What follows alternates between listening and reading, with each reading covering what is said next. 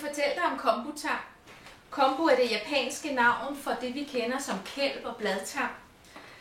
Det er sådan en meget tyk, læderagtig plante, som du kan se her. Der findes flere forskellige typer af kombu. De vokser i store tangskove på bunden af havet. Nogle af dem kan blive op mod 50 meter lange. Kombu tilhører det, der hedder brunalgefamilien. Og brunalger er simpelthen sprængfyldt med næringsstoffer. De indeholder mellem 10 og 20 gange så mange mineraler og sporstoffer, som vores landgrøntsager gør. De indeholder vitaminer, både A-vitamin, B-vitamin, C-vitamin og E-vitamin.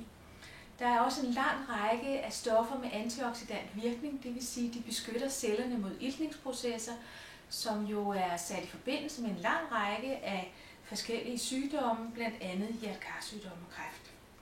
Kombu indeholder også rigtig mange fibre, og fibre er jo vigtige for at have en sund tarmfunktion. De mætter godt, og så er de også vigtige for en ordentlig udrensning. Derudover så indeholder kombu meget af en aminosyre, der hedder glutaminsyre. Og når der er meget af den i en madvare, så siger man, at den har høj umami-smag. Umami betyder velsmagende. Den bliver også omtalt som den 5. smag. Og det betyder, at kombu simpelthen virker som smagsforstærker i de retter, hvor den indgår i. Traditionelt bruger man kombu til at koge det, der hedder dashi, og det er suppefonden til den klassiske, traditionelle miso-suppe. Jeg bruger allermest kombu til at koge sammen med bønner. Det gør jeg dels for at få den her umami-smag, smagsforstærker virkningen, som gør, at den færdige ret, de færdigkogte bønner, de får simpelthen lige en ekstra dimension, som er særligt tilfredsstillende. Og jeg gør det også, fordi at kombuen bidrager med alle sine gode næringsstoffer til bønnerne.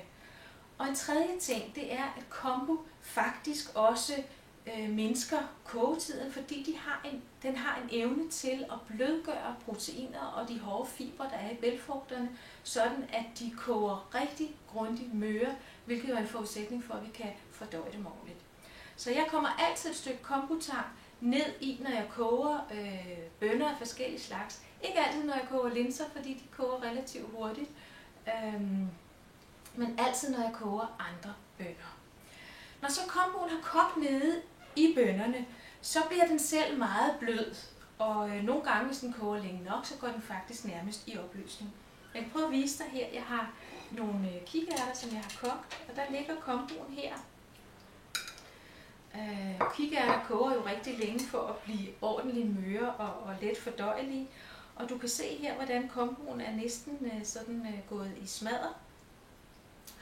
Og det jeg gør, fordi jeg vil rigtig gerne have gavn af alt det, som kombuen bidrager med, det er, at jeg simpelthen bruger det her kombu, når jeg laver hummus. Så blender jeg det sammen med kikærterne, og det giver en rigtig, rigtig god smag. Hvis det er bønner, der ikke har kogt helt så længe, som de her har, så er kombuen ikke så blød og ved at gå i opløsning, som den er her. Så tager jeg kombuen op, og så bruger jeg den for eksempel nede i nogle, så skærer jeg den ud i nogle små stykker, bruger den nede i noget suppe, eller jeg skærer den i stykker, og så kommer en dressing på, og bruger den som en lille sideret.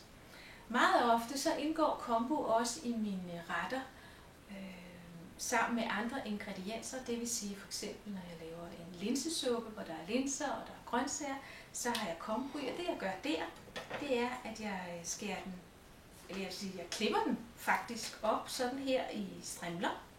Jeg kunne også godt lægge den i blød, men det er der ingen grund til. Den bliver også sådan lidt slimet og uhåndterlig, når den har ligget blød.